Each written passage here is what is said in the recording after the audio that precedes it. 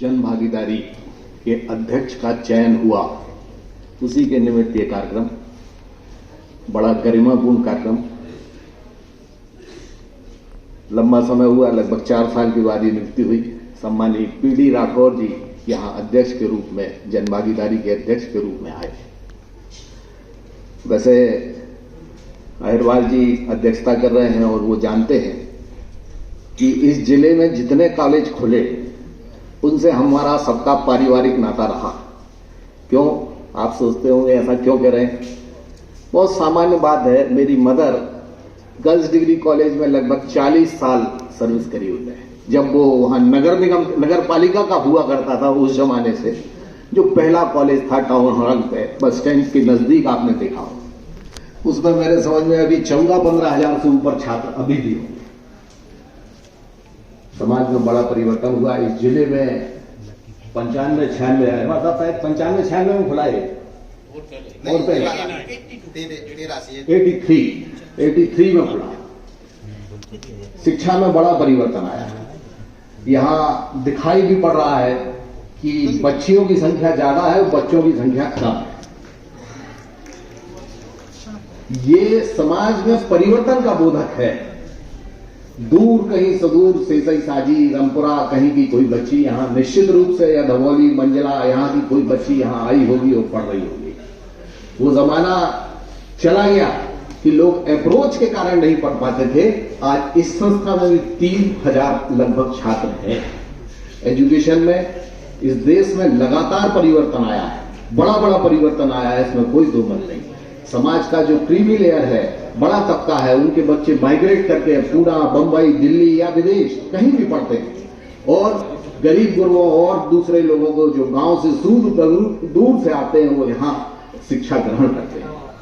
इस परिवर्तन से ये देश आगे बढ़ रहा है। अब बातें बहुत सारी हैं, राजनीतिक बातें भी बहुत, मैं कोई बहुत विशेष राजनीतिक दर्शन या बहुत विशेष बात नहीं कहना चाहता। बच्चे मौजूद हैं तो बच्चों से बात करना सबसे बेहतर है। ये दुनिया से 3 चीजों से चलती है। इस दुनिया में सीखने का सिर्फ 3 व्यवस्था है, या आप देख लेंगे, या आप सुन लेंगे, या आप पढ़ लेंगे। तो यहां मूलतः आप पढ़ने आए होंगे। पढ़ने आए हैं तो पढ़ना ही है।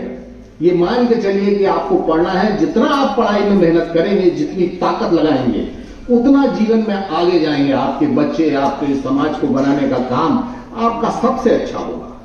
और ये संस्थान हिंदुस्तान को नया हिंदुस्तान बनाने वाले संस्थान है। बड़ा संस्थान है, लगभग बताया विवेक भाई ने बताया, लगभग 30 एकड़ जमीन है।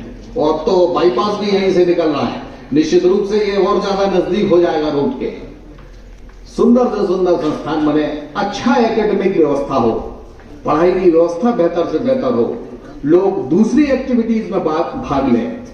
मैं और भी बहुत सारे कॉलेजेस में जाता रहा, तो यहाँ दूसरी बार आया तो मैंने पहली बार ही आके कहा कि ग्रीनरी, किसी भी बिल्डिंग को आप कितना ही अच्छा बना लीजिए, लेकिन उसके आगे जब ये हरे भरे पेड़ या ये फूल नहीं दिखाई पड़े तो अच्छा लग ही नहीं सकता।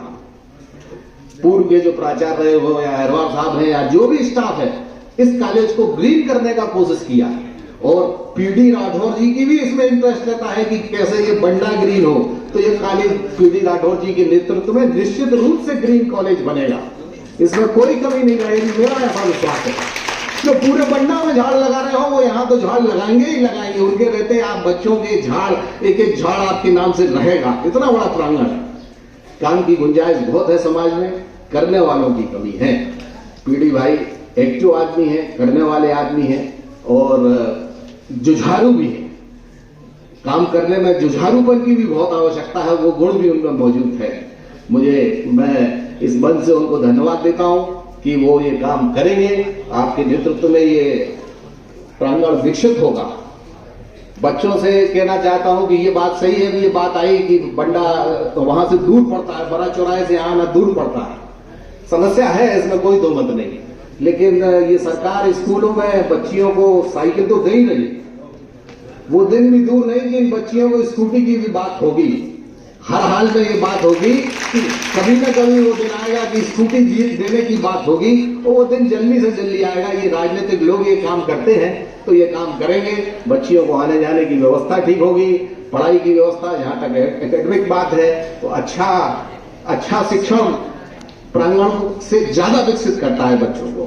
तो मेरे समझ में अहलवार साहब बहुत मौजूद हैं और इनके अनुशासन के किस्से हम लोग सागर में भी सुनते रहे हैं, पूर्व में भी सुनते रहे हैं। तो ये अनुशासनात्मक कॉलेज भी बने, मेरी ऐसी अवधारणा है। और ज्यादा लंबी चौड़ी बात न करते हुए मैं अपनी भाषा को विराम देता हूं। धन्यवाद।